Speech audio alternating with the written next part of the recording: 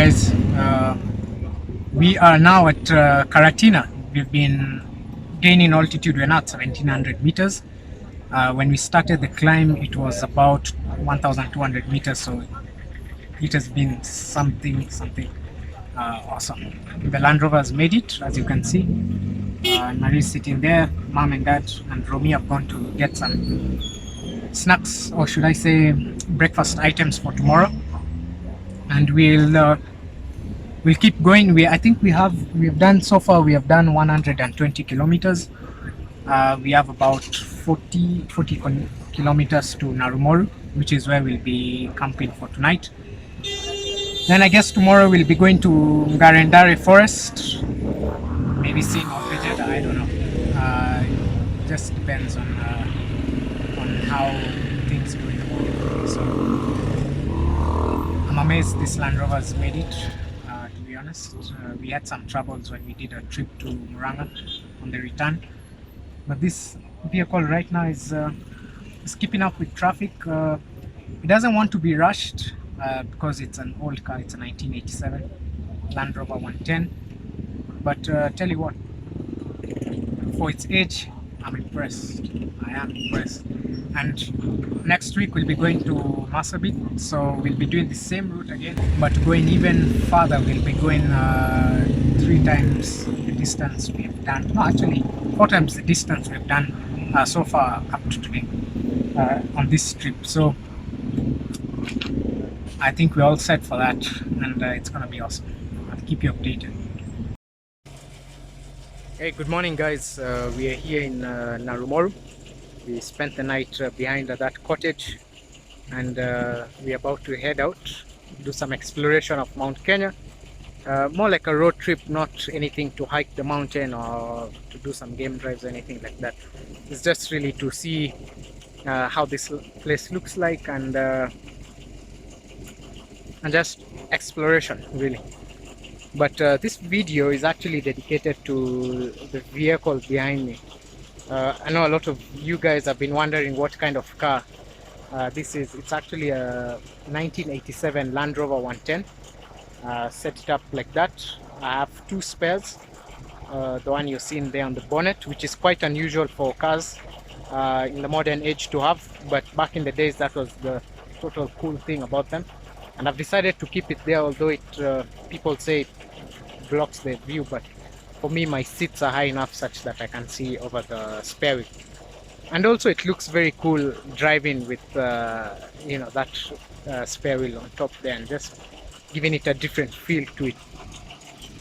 And so as a front view, I have some spotlights here, this one and that one, for off-road driving, and 2 at the top there for when I need much of that light. Then behind there is the jack, high lift jack, 48 inches. Get me, if I get stuck, I can pull myself out using that jack. Also, if I have a flat tire, I can use that to change the tire. And if you go at the back here, this is the back setup. That's how it is inside. I have an electric fridge there. Actually the Land Rover sits 5 people. It can actually sit 9 people, but I did the seating configuration such that there's 1 seat here, 2 in the middle, and then 2 at the front, and then the rest is luggage, like this camping equipment and all that. It fits very snugly. And if you can see inside, I have 2 roof hatches, one there for the back, and the other one there at the center. That's my hand pointing there in the center.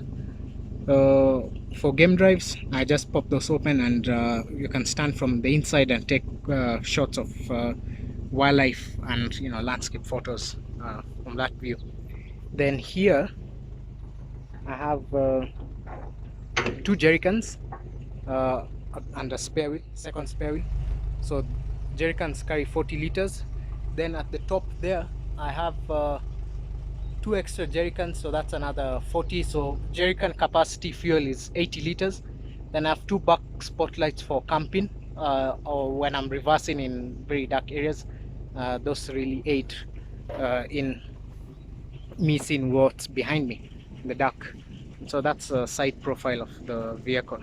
It's a 3-door, by the way, uh, and that's why the guys who sit at the back actually enter from the back door here, and then the driver and the co-driver from their own doors.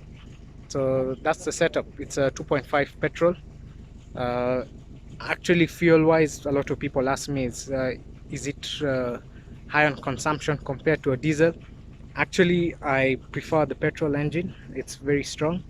It's good for cruising, and also maintenance is very low. Spares are very cheap, and the fuel consumption at that regard is not much. Actually, it's about a liter kilometer difference to the liter. So with this, I get on highway cruising speeds, I get to 1 liter takes me about 8-9 kilometers, and on the diesel engine, the 300 TDI, that would be 1 liter 9 or 1 liter 10 kilometers, depending on how you drive. So not much difference actually. And also I like the petrol engine because it's quieter. So when I'm doing game drives on safaris, I don't startle the animals, and my chances of seeing wildlife is actually higher than if I was driving the same vehicle with a diesel engine, because diesel engines make a lot of noise, and that's something you really want to avoid whilst in the bush. Actually, right now the car is on, and the engine noise is actually very low.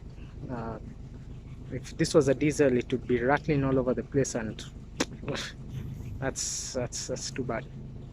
So yeah, that's my Land Rover for you guys. I'll be updating you on more of the adventures I have coming up, including a trip to Marsabit, which would be a 600 journey from Nairobi, 600-kilometer journey from Nairobi, and then another one I have going towards Kitui, which a round trip will be around 600-700 kilometers round trip. The Marsabit round trip is actually going to end up being 1,200 kilometers. So the vehicle is ready for that. It's all kitted out, and I'm no doubt we're gonna make that journey in the next week, and the 2 weeks from next week, 3 weeks from today, for the Kitui trip to do some reconnaissance study of Athi River.